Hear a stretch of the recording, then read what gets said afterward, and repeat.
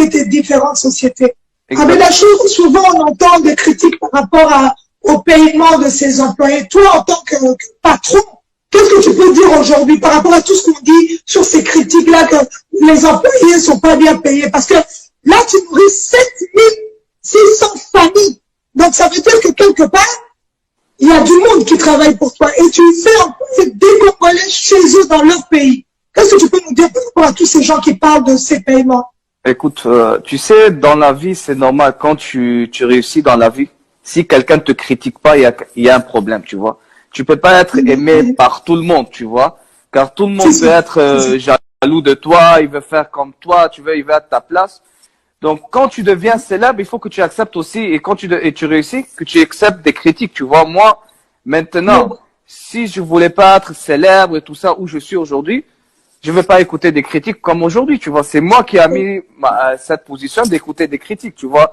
Comme par exemple, non, Abed Achour ne paye pas ses impôts, non, Abed Achour, il est arrêté par l'ANER, tu vois. Comme l'histoire de l'ANER, c'est un des cousins qui était, je sais pas, eu un problème. Et moi, il est de la famille Achour. Moi, je regarde ma télé, je suis dans mon bureau et je vois que je suis arrêté, tu vois. Ou par exemple, ah non, il paye pas ses impôts, tu vois. Quand je me suis aussi lancé un peu dans la politique, les gens commençaient à dire non, il fait ça pas, il fait pas ça, il est avec les amis, avec les politiciens, c'est ça, il se cache. Mais maman, on est au Congo, si moi je paye pas mes impôts, je suis pas au règlement, ça fait maintenant 40 ans qu'on est dans le pays. Tu crois que l'État va nous laisser ici si on paye pas les impôts? Quand c'est un peu raisonnable.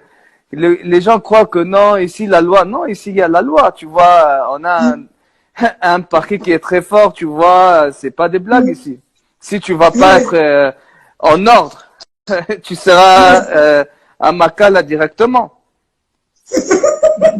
Merci Abed Achour pour cette réponse.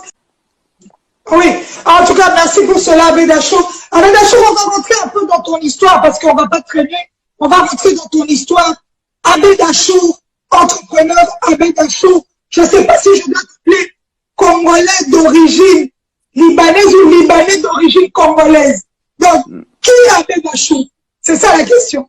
Écoute, origine, je suis libanais, tu vois, mais je suis né à Kinshasa, à l'hôpital Ngaliema, tu vois, j'ai vécu ma vie ici, j'ai fait l'école ici, après je suis allé en Europe pour continuer l'université, tu vois, je suis 3e génération de la famille, tu vois.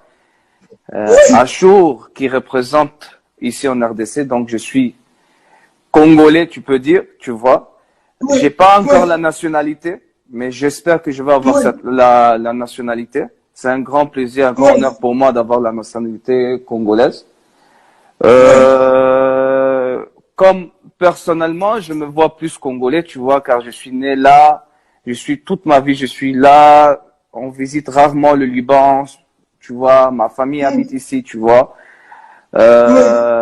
Je viens d'une famille, je suis héritier d'une famille très grande ici à Kinshasa, tu vois. Et je continue le chemin de la famille pour mes enfants et les enfants de mes enfants, tu vois.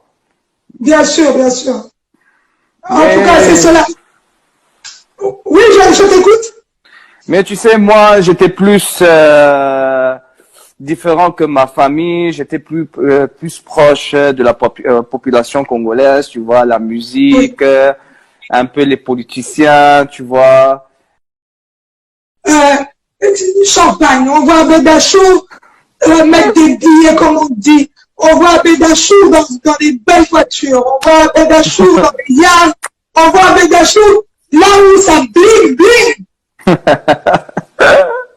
Mais je sais que tu travailles très dur, je sais que tu bosses dur et que c'est ton moment de défoulement.